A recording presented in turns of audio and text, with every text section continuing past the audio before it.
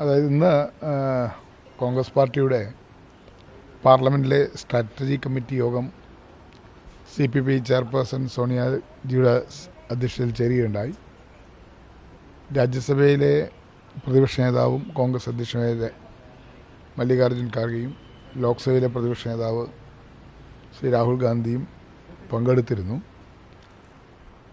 ലോക്സഭയിലെയും രാജ്യസഭയിലെയും deputy ലീഡർമാരും chief വിപ്മാരും ഉൾപ്പെടെ ഉള്ള പ്രധാനപ്പെട്ട നേതാക്കന്മാരും ഇന്നത്തെ യോഗത്തിൽ സംബന്ധിച്ചിരുന്നു.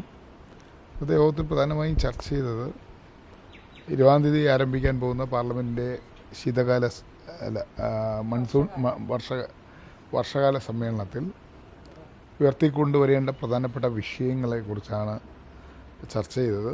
അതുകൂടാതെ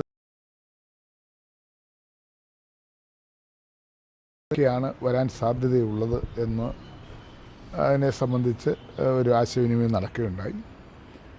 വരാൻ പോകുന്ന ബില്ലുകളിൽ എന്ത് നിലപാട് സ്വീകരിക്കണം എന്നതിനെക്കുറിച്ചുള്ള അഭിപ്രായങ്ങൾ ആരാഞ്ഞു.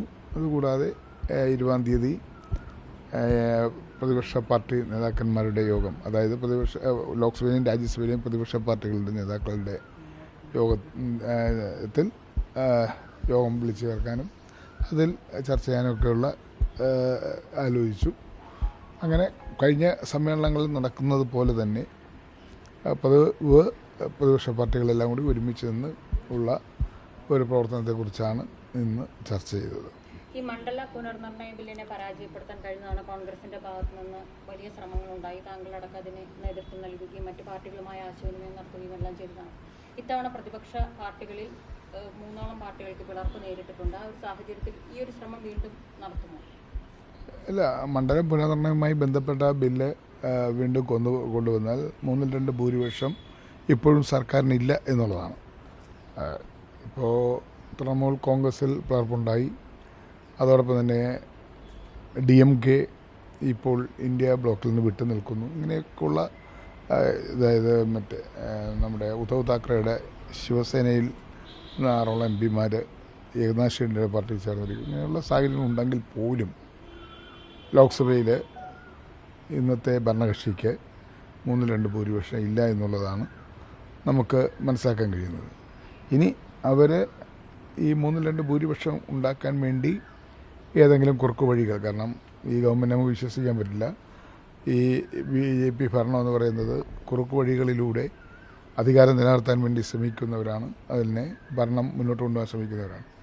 പക്ഷേ എങ്കിൽ പോലും ഇപ്പോഴത്തെ സാഹചര്യത്തിൽ ഡിലിമിറ്റേഷൻ അമെൻമെൻറ്റ് ബില്ല് പാസ്സാക്കാനുള്ള 3/2 ഭൂരിപക്ഷം ഇല്ല എന്നുള്ളതാണ് ഞങ്ങൾ വിലയിരുത്തുന്നത്. എല്ലാവരെയും സഹകരിപ്പിച്ച് ഒരുമിച്ച് മുന്നോട്ട് കൊണ്ടുപോകാനുള്ള ചർച്ചകളാണ് ഇന്ന് നടന്നത്. ഈ DMK നിലവിൽ സഖ്യത്തിലില്ല എന്ന് വ്യക്തമാണ്. അപ്പോൾ ഈ നേരത്തെ പാർലമെന്റിന് മുമ്പ് ഒരു ഇന്ത്യ സഖ്യ യോഗത്തിൽ അവരെ ചേരുന്ന പതിവുണ്ട്. അത്തരത്തിൽ ചേരുമ്പോൾ അത് വരുമെന്ന് പ്രതീക്ഷയുണ്ട്. എന്താണ് അതിൻ്റെ നീക്കുപോക്ക്? ഇല്ല, അവരുമായിട്ടും ബന്ധപ്പെടാനുള്ള തീരുമാനമുണ്ട്. കാരണം എന്ന് വെച്ചാൽ അവരെ ഇപ്പോൾ തമിഴ്നാട് പൊളിറ്റിക്സിലാണല്ലോ അവർ ഒരു തീരുമാനമെടുത്ത് വിട്ടു നിൽക്കുന്നത്.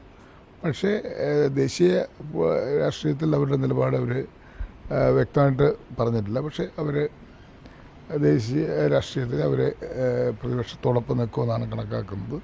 അവർ മുൻകാലങ്ങളിൽ സ്വീകരിച്ച നിലപാടിൽ തന്നെ അവർ ഉറച്ചു നിൽക്കുമെന്നാണ് കരുതുന്നത്. അതുകൊണ്ട് തന്നെ അവരെയും കൂടെ നിർത്താനുള്ള ശ്രമങ്ങൾ ഉണ്ടാകുമെന്നാണ് മനസ്സിലാക്കുന്നത്. പ്രധാനപ്പെട്ട നേതാക്കൾ രാഹുൽ ഗാന്ധിയോ അല്ലെങ്കിൽ മല്ലികാർജ്ജുൻ ഖാർഗെയുമായിട്ട് സംസാരിക്കും. അങ്ങനെ സംസാരം ഉണ്ടെങ്കിൽ അല്ല, അതിനെക്കുറിച്ച് അറിയില്ല.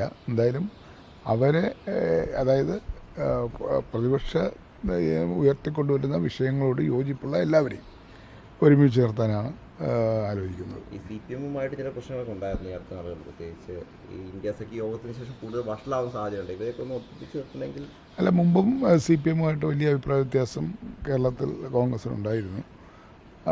തെരഞ്ഞെടുപ്പിൽ 2ആയിട്ടാണ് മത്സരിച്ചത്, 2 മുന്നണികളായിട്ടാണ് മത്സരിച്ചത്. പക്ഷേ അപ്പോഴും പാർലമെൻറ്റ് സമ്മേളനത്തിൽ എടുക്കുന്ന നിലപാടുകൾ അവർ ഇന്ത്യ ബ്ലോക്കുമായി സഹകരിച്ചാണ് അവർ നിന്നിട്ടുള്ളത്. ഈ സമ്മേളനത്തിലും അവരങ്ങനെ നിൽക്കുമെന്നാണ് കരുതുന്നത്. അവർ വിട്ടു നിൽക്കുമെന്ന് കരുതുന്നില്ല. എന്നാലും പ്രധാനപ്പെട്ട ഈ അയോധ്യ അടക്കമുള്ള വിഷയങ്ങൾ ആ ദിവസം തന്നെ ഉയർത്തും. അയോധ്യ ഈ സമ്മേളനത്തിൽ ഏറ്റവും പ്രധാനപ്പെട്ട ഒരു വിഷയമാണ്. സംഭാവന തട്ടിപ്പ്, ഡൊണേഷൻ തെഫ്റ്റ്, ചാന്ദി ചോർ, ചണ്ഡി ചോർന്ന ഹിന്ദിയിൽ പറയുന്നത് ആ വിഷയമാണ് ഒന്നാമത്തെ വിഷയമായിട്ട് ഉയർത്തിക്കൊണ്ട്. അതോടൊപ്പം തന്നെ നീറ്റ് എക്സാമിനേഷൻ ഉണ്ടായിട്ടുള്ള തിരിമറികളും അഴിമതികളും അതിനെ നീറ്റ് എക്സാം റദ്ദ് ചെയ്തതുമായി ബന്ധപ്പെട്ട രാജ്യമൊട്ടാകെ കത്തി നിൽക്കുന്ന ചെറുപ്പക്കാരും വിദ്യാർത്ഥികളും എല്ലാം ഈ സർക്കാരിനെതിരായി അതിശക്തമായ നിലപാട് സ്വീകരിച്ചിരിക്കുന്ന ഒരു വിഷയം. അതും പ്രധാനപ്പെട്ട പ്രതിപക്ഷം ഉയർത്തിക്കൊണ്ടുവരുന്ന പ്രശ്നങ്ങൾ തന്നെയാണ്. ഈ സോനം വാങ്ചുക്കിന് നിരാഹാരം കുറേ ദിവസമായി 19 ദിവസമായി ആരോഗ്യനില മോശമാണെന്ന് പറയുന്നത് അത് കോൺഗ്രസിന് ചർച്ചയിലേക്ക് ആ വിഷയം ഏറ്റെടുക്കുന്നത് അതേക്കുറിച്ച് പാർട്ടി നേതൃത്വമാണ് പറയേണ്ടത്. AICCയുടെ വക്താവ് മാധ്യമം വക്താവും അതുപോലെ പത്രസമ്മേളനത്തിലെ കാര്യങ്ങൾ നിങ്ങൾ ചോദിച്ചാൽ അവർ വ്യക്തമാക്കും. എന്തായാലും അത് AICC ആണ് ആ കാര്യത്തിൽ പറയേണ്ടത്.